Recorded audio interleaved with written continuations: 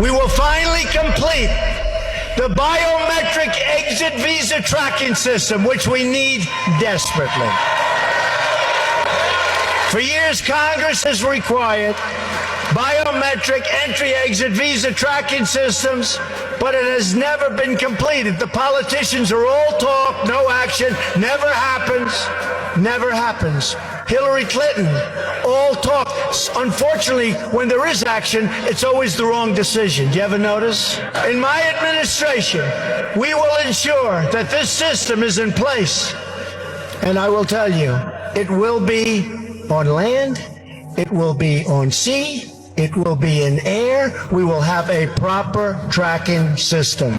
You have to admit, when it comes to certain specific things, Donald Trump is a very smart man. Even if you don't agree with his strategies, even if you don't agree with his policy positions, he is clearly a very strategic guy. And there's a reason why he always seems to come out on top no matter what they throw at him. But he's starting to look like a wolf in sheep's clothing even to his supporters. And that's not a statement of my opinion on his performance. But does he not remember how the deep state weaponized the federal government to try to stop him since he first stepped on that escalator back in June of 2015? Is it not obvious to the man that he won't be president forever? Is it not obvious to him that eventually the deep state is going to make an attempt to claw their way back into power? He's going to leave office and essentially hand over the most effective weapon against the people that the government has ever devised. This is not looking good. As the industry and practice of biometric surveillance promises to expand, I want to make sure people are being cautious.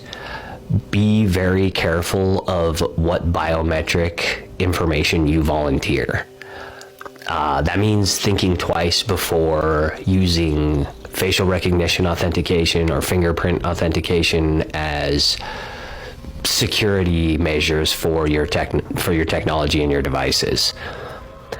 For those of you who are unfamiliar, biometric surveillance is the monitoring, observing, measuring, and statistical analysis of unique physical and behavioral characteristics of people.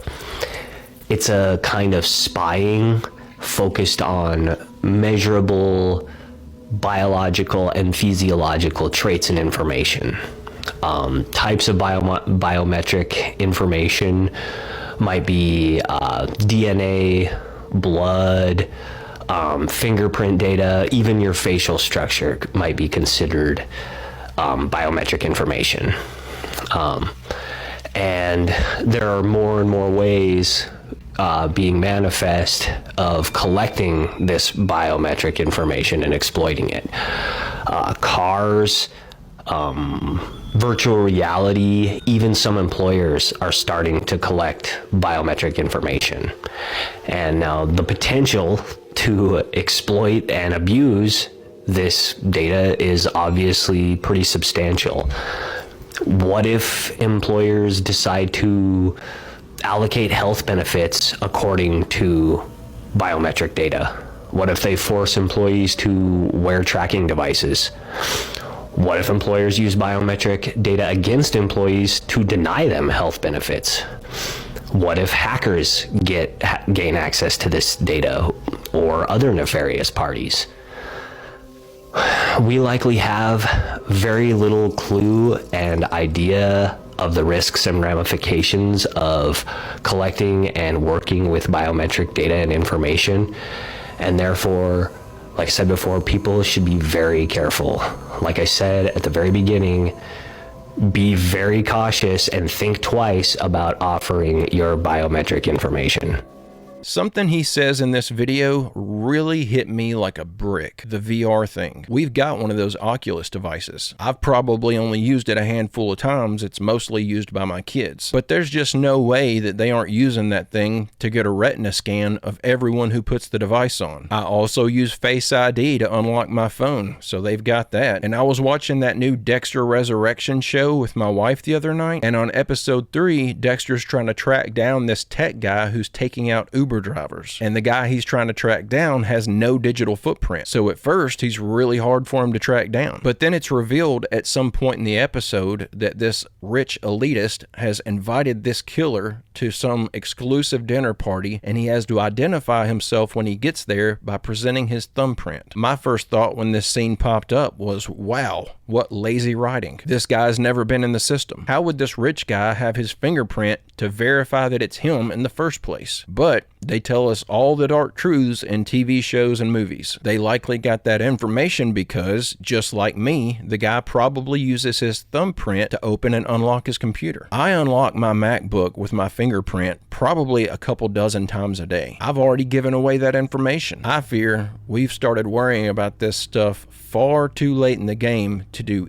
anything about it. Hey, don't forget to click like and subscribe if you haven't already, and check out my merch store at barry-stepp.com. And they want people to believe. Nothing we can do about it. It's just AI. You gotta accept it.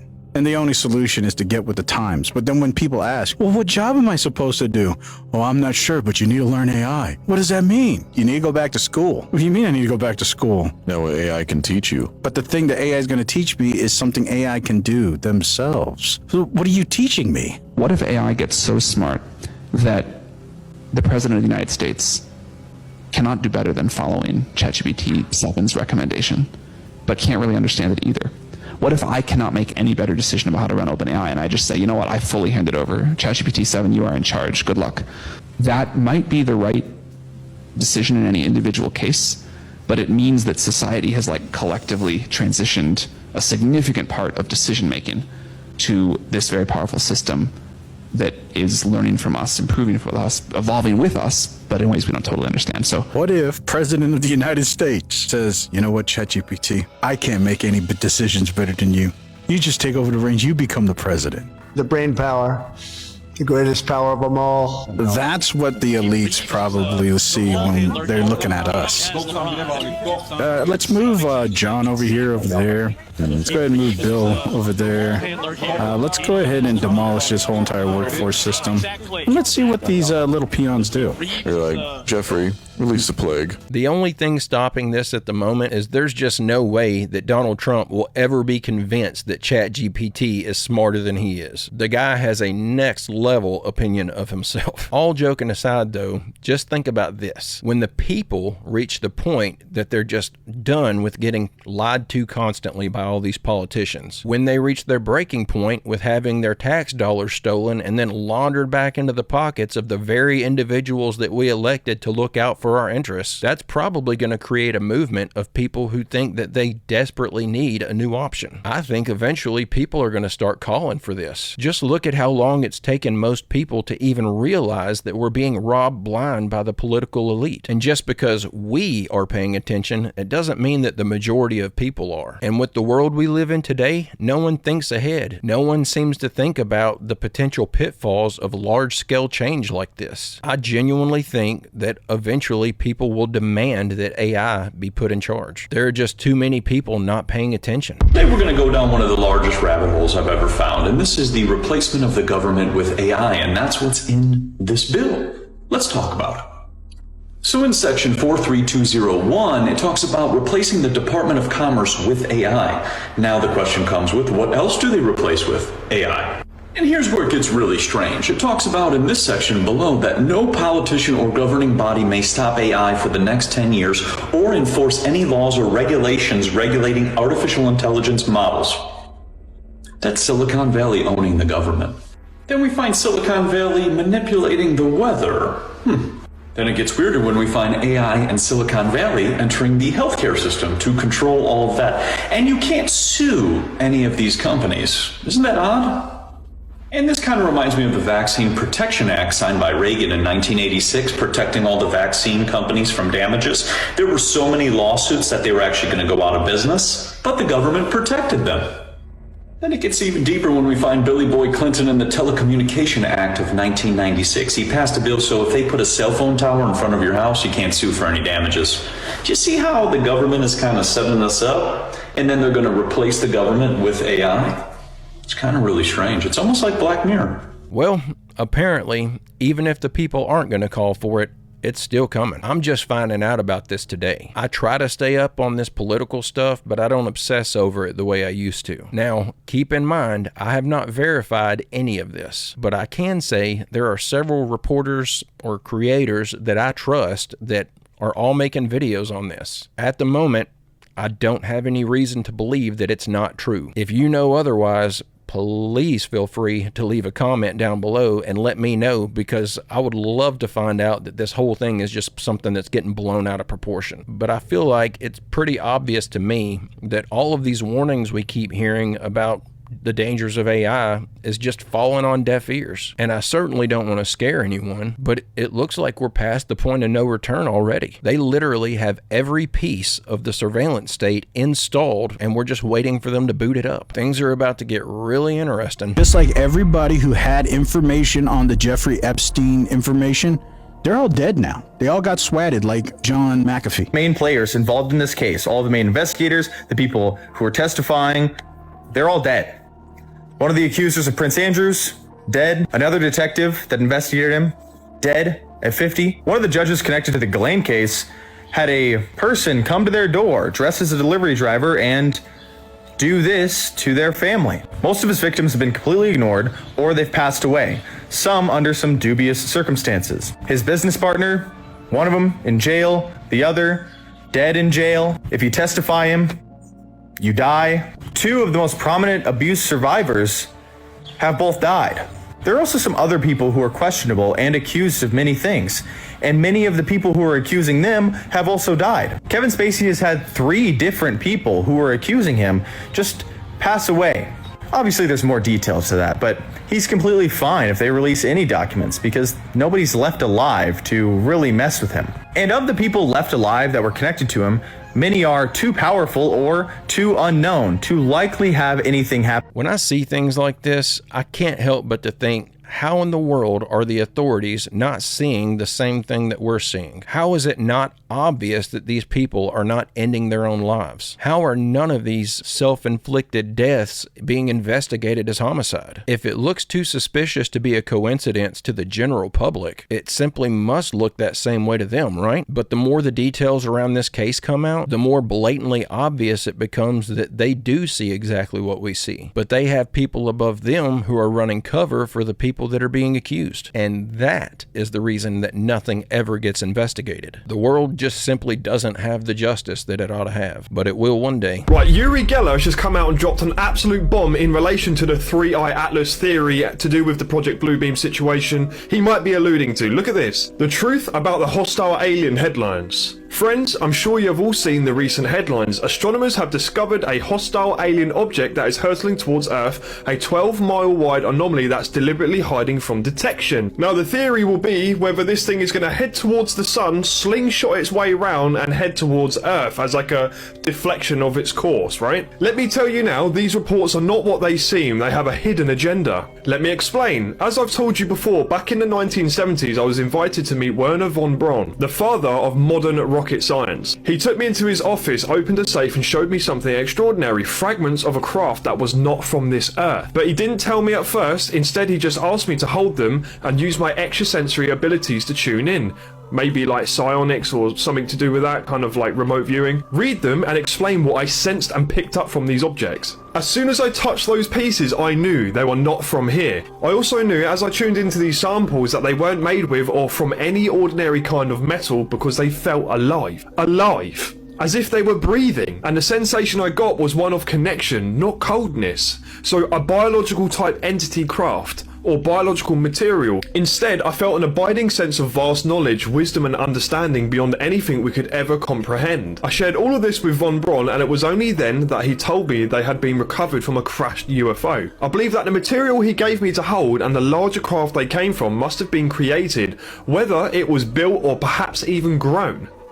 with an innate merged consciousness, some kind of synthetic biological intelligence. That's wild. And I believe the craft these beings travelled in were not machines in the way we understand them. They were living entities linked directly to the minds of their occupants, psionics. And if what I felt from those samples was telepathically linked with the consciousness of those pilots, in quotations, then I'm absolutely sure the aliens themselves shared the same mental signatures. After asking me to read the samples of metal from the craft, Von Braun took me to the refrigerated room beneath a secured NASA-owned building, where he showed me clear coffin-like containers and held the mangled bodies of the craft's occupants. Again, I tried to tune in, and the strongest impression I got from them was that they were scientists or even historians. I felt like they had come here to observe and perhaps even maybe help us in some way. So why all these hostile alien objects and headlines now? Before he died, Von Braun confided in his assistant, Dr. Carol Rosen, whom I've personally spoken to. He told her that there was a long-term plan to create a series of fake threats to justify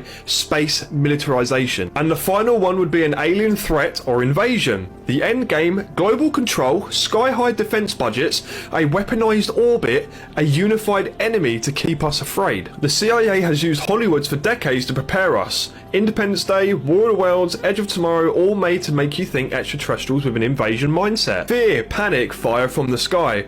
But what I felt in those metal pieces, what I saw in those beings, was not war, it was wonder. The truth about ETs is hidden not because they're dangerous, but because they challenge Earth's power structures. They challenge the narrative. If they meant harm, they would have acted long ago. They are watchers and maybe one day our friend. Right, this is quite incredible and quite big coming from Uri Geller, and I don't know, what do you guys think, man? I mean, we've talked about this a lot on this channel to do with an ulterior motive. This craft coming into our solar system isn't an actual craft, but it's a way to kind of usher something forward. Now, Jeremy Corbell has alluded in January, months ago, saying that something like this would happen, and it's manifested. And he even said that he's read a secret document, a classified document from the 1970s, which basically said kind of what's happening now, right? And again, many people's experiences and things of that nature where people have had positive impacts from these kind of strange visitations, witnessing craft, connecting to these beings and so forth. So I'm not sure, mate. Uri Geller, is it one of these or one of these? I don't know, man.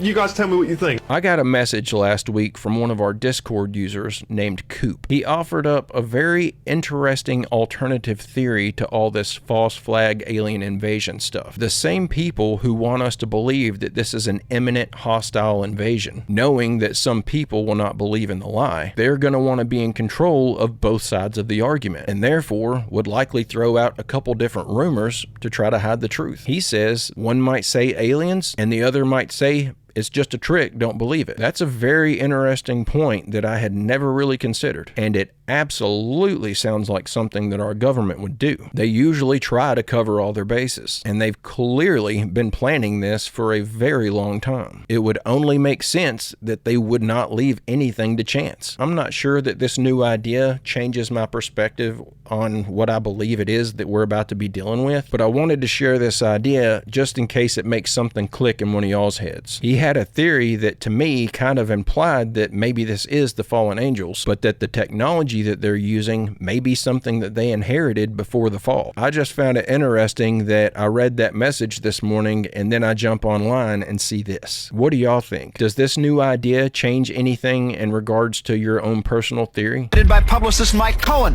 whose television and newspaper contacts added more fuel to the fire. And when we sat down in that meeting, 100% A1 strategy was to go after the non-sports fan. The bigger the press, the more prominent the fighter becomes, the greater purses he commands, the more interest he generates. These fights can and do look very realistic. But let's point out some obvious fakes.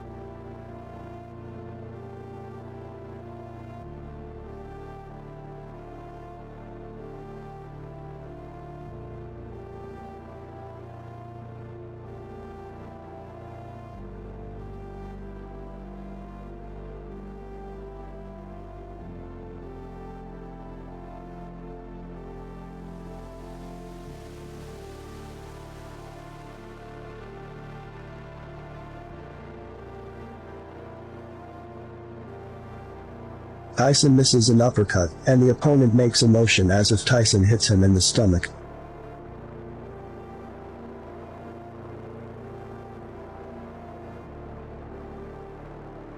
This looks rehearsed. He was supposed to go down with a body shot. Watch this carefully, because Tyson in the blue is a bomber. He's trained by no other than Dusty Amato. This isn't a knockdown. Tyson pushes him down with his left hand, and the opponent is laid out as if he's hit with a power blow. Even the way he's laying down looks fake.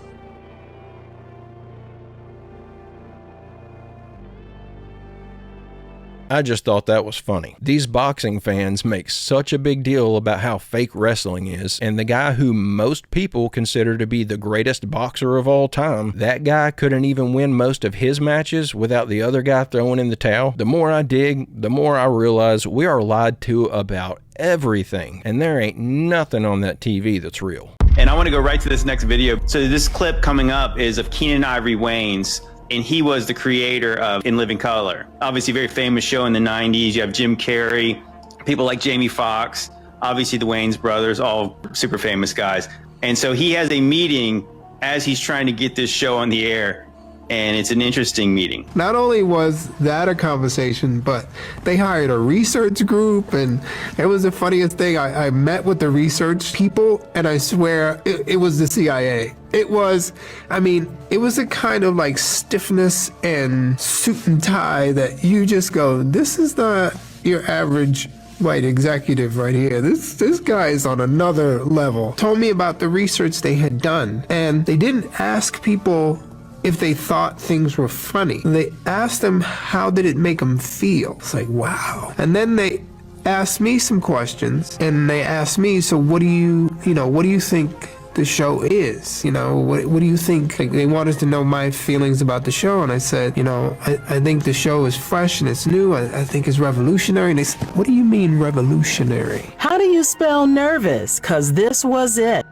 He just comes right out and says, this meeting wasn't a normal business executive like a Hollywood guy. It was something else. Dude, he's straight up telling you it's the CIA. Like, he straight up said it. What does our government have to do with these comedy shows? Like, why would we want them to worry about what's on In Living Color?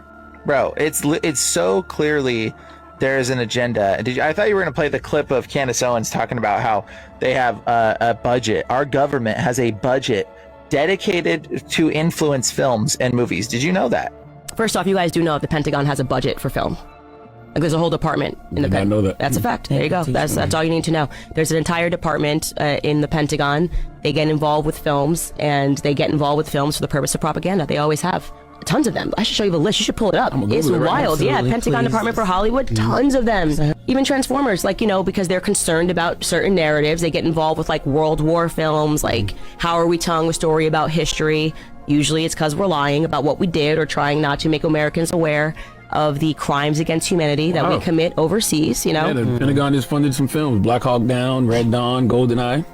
The more you know. Think about this too. Going back to the boxing matches being thrown. I've been convinced for a long time that a lot of our lottery winners, those are just people that are getting paid off by the government for something. Someone needs to be bribed for some purpose, so they just rig the lottery for that person to win it. So now they've been paid, but there's no paper trail tying them back to any dealings with the government. And I'm not saying that every lottery winner is like that, but the states that allow you to collect your winnings anonymously, they're taking advantage of that. And that's probably part of what's going on with those fights. If you need to pay someone off, you just have them place a bet on a specific fight. Then you pay the other fighter to take a fall. Now your client gets paid, and yet again, there's no paper trail. I asked them to tell me about who was flying these things. He therefore said, fine, they're approximately 5 feet, 4.5 to 5 feet tall. They had one or two of them around that were 230 years old, and we have a total of at least 18 that exist and operate with our facility as Teller set it up. Now notice the eyes are different, nose are different, but they do have 5 fingers, 5 toes, 2 eyes, and rather strangely enough, I asked him how they communicate. He says, well, it's like this, boy. You all of a sudden have a question in your mind. You walk in the room with one of them, and all of a sudden you find yourself giving the answer to your question in your own voice. They're able to use your own voice by telepathy to talk to you. And I said, fine. Now that's how they look front. But when you turn around and look at the back, it's like that. Now notice that they have 3 backbones. They're actually cartilage. Nevertheless, it's a much more efficient system as ours. They also have 3 ribs in their system rather than more. This is also the back side of an alien. Here's a 45-degree look. And here's the back of the head. Notice the veins, no hair. And now when we talk about aliens, I pushed the issue, and he said, well, there's kind of 2 groups of aliens. Well, he divided them, they divide them into 2 groups. One group he calls, it's like you have a ranch. And you have a ranch and you find that one group are your wranglers that know how to wrangle your cattle. There are others are rustlers, ones that steal your cattle. And indeed, the 2 groups do act differently. The ones that are wranglers are much more friendly and have a better relationship with us. Here's the other side of the alien too. Now also notice that their feet, where they have 5 toes, the toes are joined together like a frog, and yet they are dissimilar. Now there was a surprising occurrence, and that is my friend had one of them that was a friend, and he died here. And 10 days after his death, I was out visiting my buddy who's in this picture. And if you look very close, you can see that his friend is in spirit form right over his left shoulder. You can also see that the fingers are long, that there is something. We have an expression that basically say when a person dies, they stay around their body for 3 days and then go off, and they basically have the same thing that happens to them. And this is the home planet that they come from, which they call Quintonia. Now notice that the hand, that's an alien hand. Notice that the fingers are longer than ours by quite a bit, about 30% longer, and that's just the way they're put together. I thought this was interesting, but I don't believe it for a second. We've been told that Lockheed Martin is the designer and manufacturer of that Tic Tac UFO. So that right there ought to tell you that they're heavily involved in pushing this alien narrative. And think about this, if they're able to create these highly sophisticated aircraft that seem to defy the laws of physics, and that Tic Tac UFO has been around for decades, but do they really expect us to believe that they don't have access to a better quality camera than that? Those were some of the blurriest photos I've ever seen, and were supposed to be the printed originals. And some of the pictures didn't even look real. It looked like a blurry photo of a cheap Halloween costume. And that photo that was supposedly showing their home planet, that could have literally been an out of focus bug carcass splattered on a windshield. I'm betting these photos didn't even convince the people in the room with the guy when he was filming the interview. But guys and gals, I'm gonna go ahead and end the video right there. I hope you enjoyed these clips we watched together today. I'll be back soon with another video. I hope you come back to join me. Don't forget to leave a like and subscribe if you haven't already, and don't forget to check out my merch store at barry-stepp.com. And don't forget to drop a photo of your merch over in the Discord to get your photo in a video. But guys and gals, I hope everyone has a great, safe, fantastic rest of your day, and I will see you all in the next one.